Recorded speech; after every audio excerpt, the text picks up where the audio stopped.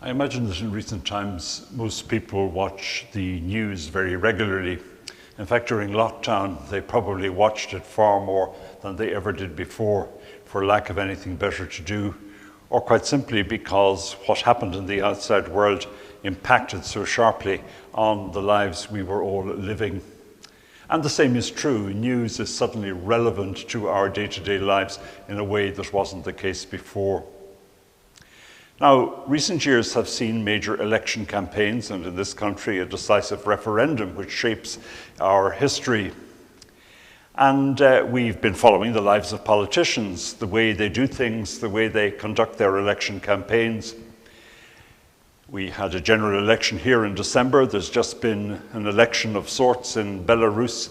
There was an election in Ireland in February. And then also there is the upcoming election in the United States, where there is a lot at stake, a presidential election, which of course is not important only for America, but for the world as well. And we've been able to follow how politicians act, what motivates them, what energizes them, and what indeed upsets them as well and makes them anxious. And I think all politicians on the campaign trail, they're regularly going to ask their followers, who do people say that I am? What impression am I making? Is my message getting across? Are they likely to vote for me? Is there something I'm missing? So what's the word on the streets? And I think we all understand that whether it be in this country or in Eastern Europe or in any part of the world, as the democratic process rolls forward, the candidates are always very curious as to what people think. That's why we have opinion polls, that's why we have straw polls, that's why we have all sorts of inquiries going on and political discussions as well.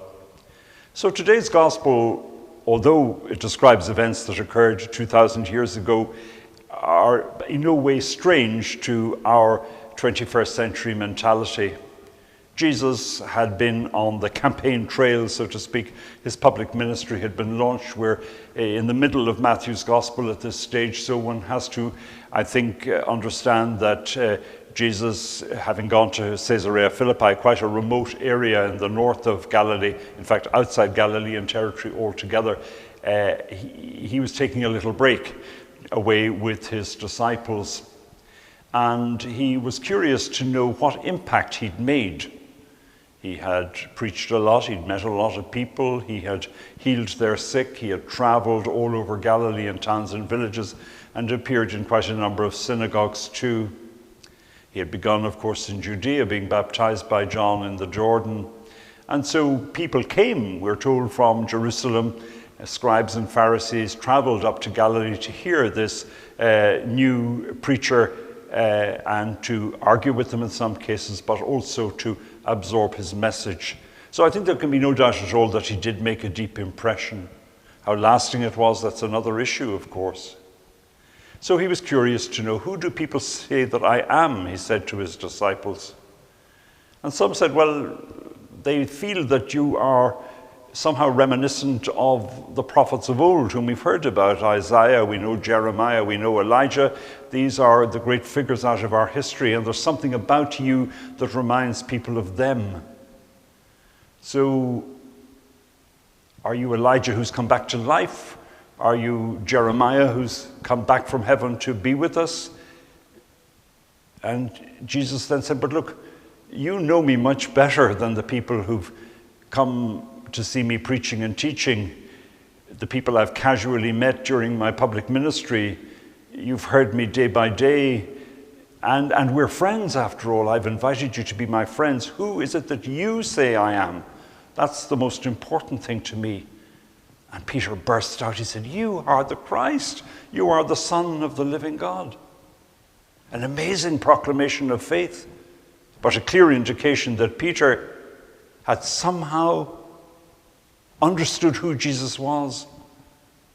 To use a modern expression, his penny had dropped. He had identified Jesus. And Jesus recognized in Peter's proclamation that yes, here Peter, and he assumed, I suppose, that the rest of his closest friends, the apostles, would have agreed with Peter they had penetrated at least some of his identity, his unique identity. And from that they would have gathered his sense of mission. They would have known that he had a purpose to achieve. They would have shared with him the hope that the proclamation of the kingdom of God is something that would last on and on. And so Jesus responded to Peter's proclamation of faith by the insight that Peter was reliable enough to exercise authority in any future community that associated itself with Jesus and his mission. You are Peter, and on this rock I will build my church. Church, what did that mean to Jesus, I wonder? It probably meant his ongoing family after he had parted company with them. It meant the survival of his proclamation of the kingdom of God. It meant whatever shape those human beings who would associate themselves with one another in order that his message be made known and his kingdom be proclaimed would be called the church. And Peter was to be the rock on which the church was built. And he said, because you understand my message so well, and because you know who I am, I will give you authority to make decisions about other people, about how best this gospel message can be established on earth. Whatever you decide will be affirmed in heaven, and whatever you bind on earth will be bound in heaven. Whatever you loose on earth will be loosed in heaven. And that principle still applies at the heart of the church today. And the linchpin of our unity, the solid rock of our security, is the ministry of the Bishop of Rome, the successor of Peter, whom we call the Pope. We Catholics are sometimes known rather disparagingly as papists, but that belonging to the See of Peter, that loyalty to the person of the Pope, is fundamental to our Catholic identity and to our understanding of the Christian message. So that Pope is a fallible human being just like Peter, and we knew how fallible he was. And so he needs our prayers too. He needs our support. A moral support, certainly, our loyalty, but also our prayer. And so today, we may be regularly challenged. Who do you say Jesus is? Do you belong to that church? Are you an associate of his? Where is he in this dark and difficult time? What sort of future lies ahead of us?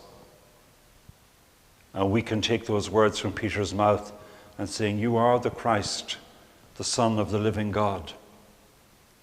And the promise you made to your disciples, the promise you made to the apostles before actually taking leave of them, is as valid for us.